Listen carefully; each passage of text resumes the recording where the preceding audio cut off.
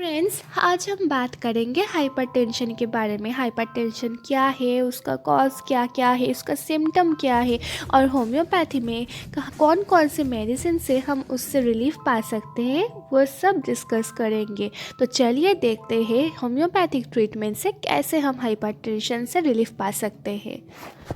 Video शुरू करने से पहले आप सबसे एक ही रिक्वेस्ट है, आप मेरे चैनल को सब्सक्राइब करना मत भूलिए।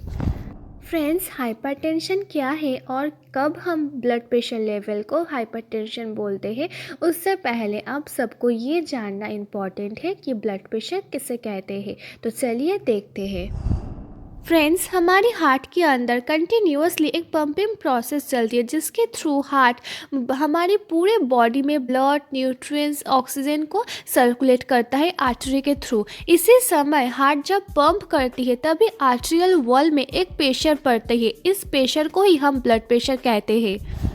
हार्ट की इस पंपिंग प्रोसेस के समय हार्ट एक बार कॉन्ट्रैक्ट होती है और बहुत ही थोड़ी समय के लिए हार्ट रिलैक्स होती है। जब हार्ट कॉन्ट्रैक्ट होती है तभी हमारी पूरे बॉडी में ब्लड सर्कुलेट होता है और जब हार्ट रिलैक्स होती है तभी हमारी पूरे बॉडी से ब्लड हार्ट के अंदर प्रवेश करती है।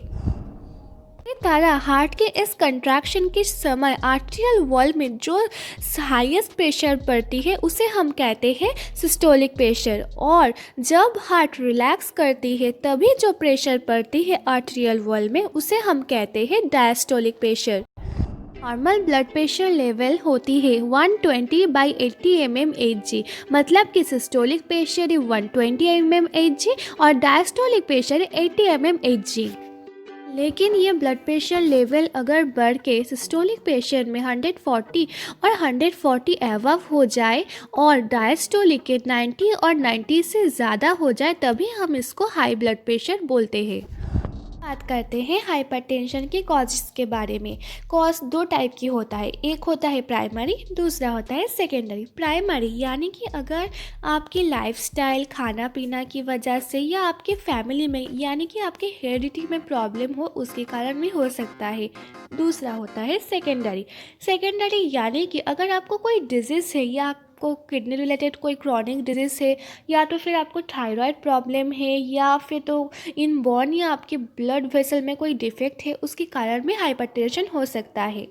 बात करते हैं ऐसे कुछ रिस्क फैक्टर्स के बारे में जिससे नॉर्मल ब्लड प्रेशर इंक्रीज होकर हाई ब्लड प्रेशर हो सकते हैं। तो चलिए देखते हैं। फर्स्ट होता है एज। एज बढ़ने के साथ साथ आपकी ब्लड प्रेशर लेवल भी बढ़ सकता है। मेल को ज़्यादातर 45 के बाद और फीमेल्स को 65 के बाद हाई ब्लड प्रेशर हो सकता है।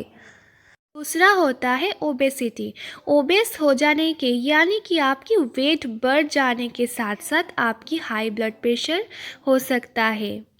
तीसरा है खाने में ज़्यादा मात्रा में नमक खाना। अगर आप बहुत ही सॉल्टी फूड खाते हो या खाने में या आपको कोई भी खाने में बहुत ही ज़्यादा अमाउंट में सॉल्ट यूज़ करते हो तो उससे भी आपकी हाई ब्लड प्रेशर होने के चांसेस बढ़ जाता है। हो सकता है too little potassium in your diet. अगर आपके खाने में बहुत ही कम मात्रा में पोटाशियम है तो उसके कारण भी हाई ब्लड प्रेशर हो सकता है। और अगर आप बहुत ही दिन से बहुत ही ज़्यादा अमाउंट में अल्कोहल पीते हो तो उसके कारण भी हाई ब्लड प्रेशर हो सकता है। ज़्यादातर केसेस में हाई ब्लड प्रेशर के पेशेंट में कोई सिम्टम नहीं नज़र आती है, असिम्टोमेटिक होती है, लेकिन कुछ कुछ पेशेंट में हेडेक होता है, शॉर्टनेस ऑफ ब्रीथ फील होता है, कभी कभी पेशेंट की नोज ब्लीड भी होता है। बात करते हैं हाई ब्लड प्रेशर की होम्योपैथिक ट्रीटमेंट के बारे में। फ्रेंड्स, हाई ब्लड प्रेशर में बहुत सारी ऐसे होम्योपैथिक मेडिसिन है जो बहुत ही इफ़ेक्टिव है, जिससे आप यूज़ करने से आप आपकी हाई ब्लड प्रेशर की प्रॉब्लम को से रिलीफ पा सकते हो। तो चलिए देखते हैं वो सारी मेडिसिन कौन कौन सी है। पहले मैं बात करूंगी नेक्टम म्यूरेटिकम के बारे में। नेक्टम म्यूर हाई ब्लड प्रेशर के लिए एक बहुत ही इफ़ेक्टिव मेडिसिन है। अगर आपको बहुत ही ज़्यादा दिन से बहुत ही ज़्यादा अमाउंट में सॉल्ट या सॉल्टी फूड लेने से आपको हाई ब्लड प्रेशर है, और हाई ब्लड प्रेशर के लिए अगर आपको पैर में स्वेलिंग है, पैर फूल गई है, मॉर्निंग में बहुत ही वीकनेस फील होता हो, चेस्ट में बहुत ही टाइटनेस फील होता है और बहुत ही सर में दर्द होता है हाई ब्लड प्रेशर के लिए, और अगर आप थोड़ा सा चले फिरे तो उसकी वजह से आपकी हार्ट बीट बढ़ जाता है, और आपको बहुत ही सॉल्टी फूड या पिकल खाना पसंद हो, तो इसके लिए नेट्रम्यूर एक बहुत ही इफ़ेक्टिव मेडिसिन है। वो नेट्रम्यूर की 200 पोटेंसी लेनी है और मॉर्निंग में एम्प्टी स्टोमक में डायरेक्ट टंग के ऊपर 2 बूंदें लेनी है।